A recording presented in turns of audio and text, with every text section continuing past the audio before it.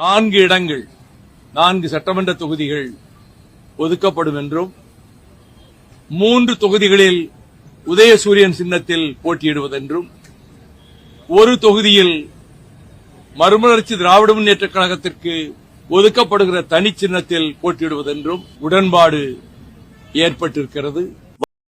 என்னடா இது அக்கிரமமா இருக்கு? மதிமுகவுக்கு 4 தொகுதி ஒதுக்கியிருக்காங்களாம்.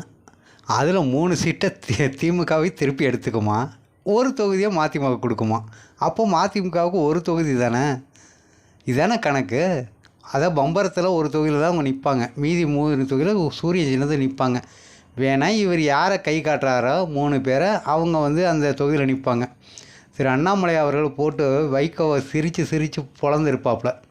சரி, நம்ம திருமாவளவன் கதையை கேட்டிங்கன்னா இதை விட உண்மைதாக இருக்கும். திருமாவுக்கு 3 சீட்டு ஒதுக்கியிருக்காங்க. 2 சீட்டு நிற்கிற சீட்டு, 1 சீட்டு உட்கார்ற சீட்டு கூடவாடா இது தேர்தல் தமிழர் சேர்த்து ஒதுக்குவீங்க.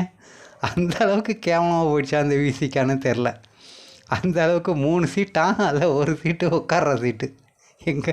அதையும் தேர்தலில் ஒரு பணிக்குழுன்னு போட்டு அதில் ஒதுக்கியிருக்கானோ திருமாவுக்கு.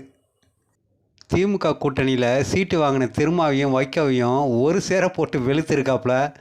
இந்த வீடியோவிலே போட்டு வெளுத்திருக்காப்புல 2 பேரையும். சும்மா சிரிச்சுக்கிட்டே ஜாலியாக பதில் சொல்லியிருக்காப்புல திரு அண்ணாமலை அவர்கள். அந்த வீடியோவை பார்க்கலாம். வைகோ அவர்களுக்கு ரொம்ப கஷ்டப்பட்டு அன்னைக்கு சிரிக்கிறார் வைகோ அண்ணன். 4 தொகுதிகள் அப்படிங்கிறாரு. இது எப்படி இருந்த வைகோ அண்ணன் எப்படி ஆயிட்டார்? எப்படிப்பட்ட ஒரு மனிதர்! எத்தனை தொகுதியில் நின்றவர்! தமிழ்நாட்டு அரசியலே மாற்ற வேண்டும் நினைத்தவரை எனக்கு சீட்டை எல்லாம் குறைச்சு அந்த 4லையும் அடுத்து சொல்றாரு 3 உதயசூரியன் சின்னம், 1 எங்கள் சின்னம். எனக்கு வைகோ ஐயாவை பாக்குறதுக்கே ரொம்ப கஷ்டமா இருந்துச்சு. நம்ம கொங்கு கட்சி இந்த பகுதியில் நிற்கக்கூடியவங்க 3 கம்பீரமா 3 சீட்னு இருந்தாங்க. இன்னைக்கு அவங்களையும் 2 சீட்ல உட்கார வச்சிருக்காங்க. அதனால இன்னைக்கு அந்த கூட்டணியிலிருந்து தலைவர்கள் வெளியே வருவதை நான் பார்க்கிறேன். ஏன்னா திருமாவளவன் அண்ணன் இன்னைக்கு என்னை பொறுத்தவரை திருமாவளவன் அண்ணன் கண்டிப்பா இவங்களுக்கு ஒரு 6 சீட்டுக்கோ 7 சீட்டுக்கோ ஒரு ஏத்துக்கு போறது கிடையவே கிடையாது. அதனால திருமாவளவன் அண்ணன் கண்டிப்பா அசமாதானத்துல இருக்காங்க, கம்யூனிஸ்ட் அசமாதானத்துல இருக்கிறாங்க. அவங்க எல்லாம் என்ன பண்ணுவாங்கன்னு தெரியாதுங்களா. வெளியே வேற கூட்டணிக்கு போறாங்களா, தனியா நிக்கிறாங்களான்னு தெரியாது. சோ திராவிட முன்னேற்ற கழகத்தை பொறுத்த வரைக்கும் அறிவாலயத்துக்கு வெளியே இன்னைக்கு இந்தியா போஸ்ட் மேனே பயத்துல இருக்கான். ஆனா போனோம்னா நமக்கு ஒரு சீட் கொடுத்துருவாங்களாட்டுக்கு, அந்த பக்கமே நான் போக மாட்டேன்.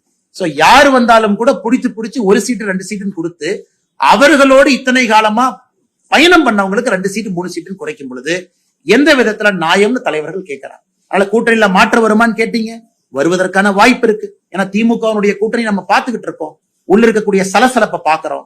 தேர்தல் எப்பொழுதுமே நெருங்கும் பொழுது ஒரு ஃபைனல் ட்விஸ்ட் எப்பவுமே தமிழக அரசியல் இருக்கும். தமிழக அரசியல்ல எல்லா முறையும் தேர்தல் ஜஸ்ட் டிக்ளேர் ஆகிறதுக்கு முன்னாடி ஒரு ஃபைனல் ட்விஸ்ட் இருக்கும். இந்த டைம் என்ன ட்விஸ்ட்னு பொறுத்திருந்து பார்க்கலாம். என்னங்கண்ணா குறிப்பிட்ட மாதிரி கூட்டணி வலுவா இருக்கிறீங்க, அதே சமயம் திமுக கூட்டணி தொகுதி பங்கீடுல ஆரம்பிச்சு போயிட்டு இருக்கு. ஆனா இந்த கூட்டணியில இன்னும் தொகுதி பங்கீடு ஆரம்பிக்காம இருக்கிற காரணம் ஏதாவது ஒரு பெரிய கட்சி வரவேற்காக காத்திருக்கக்கூடிய ஒரு சூழலா? அதே நீங்க குறிப்பிட்ட இன்னைக்கு ஆளுங்கட்சிக்கு அவசரம் இருக்குங்கண்ணா. காரணம் அவங்க மேல ஆன்டி இன்குபென்சி இருக்கு, மக்களுடைய கோபம் அவங்க மேல இருக்கு, உடனே பண்ணணும். ஆனா எதிர்கட்சியை பொறுத்தவரை அந்த அவசரம் கிடையாது. 2021 அன்னைக்கு அதிமுக ஆளுங்கட்சியாக இருந்த பொழுது கூட தேர்தல் அறிவிப்பு வந்த பிறகுதான் பாரதிய ஜனதா கட்சிக்கு தொகுதி பங்கீடு எங்க நிக்கணும் அப்படின்லாம் வந்துச்சுங்கன்னா.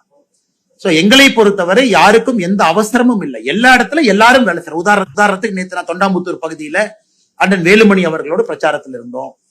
வேறு பகுதியில பிரச்சாரம் பண்ணிக்கிட்டு இருக்கோம். சோ நாங்க தொண்டாமுத்தூர் வேலுமணி என்ன அங்க பிஜேபி நிக்கல அப்படியெல்லாம் இல்ல. வேலுமணி நிக்கிறாங்க, தேசிய ஜனநாயக கூட்டணி பாரதிய ஜனதா கட்சியும் நாமளும் ஓட்டு போடணும், எல்லாத்தையும் ஒருங்கிணைக்கணும், நாம கூட்டம் போறோம். அதனால எங்களுக்கு எந்த அவசரமும் இல்லை. நாங்க எங்களுடைய டைம் லைன்ல சரியான முறையில போயிட்டு இருக்கோம். மேபி எங்களுடைய தலைவர்கள் மோடி ஐயா வரணும்னு நினைச்சாங்க. 3 மீட்டிங்கும் மோடி ஐயா முடித்து வைக்க வேண்டும் என்று நினைத்தார்கள், அது நடந்துருச்சு. அதன் பிறகு பாரதிய ஜனதா கட்சி இன்டர்னல் அசஸ்மெண்ட் அதையும் எங்களுடைய அகில இந்திய தலைவர்கள் செஞ்சிட்டு இருக்கிறாங்க. எந்த தொகுதி, யாரு தொகுதிக்கான வேட்பாளர் யார், அந்த அசஸ்மெண்ட்டையும் நயினார் அண்ணா தலைமையில ஒரு டீம் எடுத்துக்கிட்டு இருக்காங்க. சோ நாங்க சரியான டைம் லைன்ல இருக்கோம். எங்களுக்கு எந்த அவசரம் இல்லைங்க.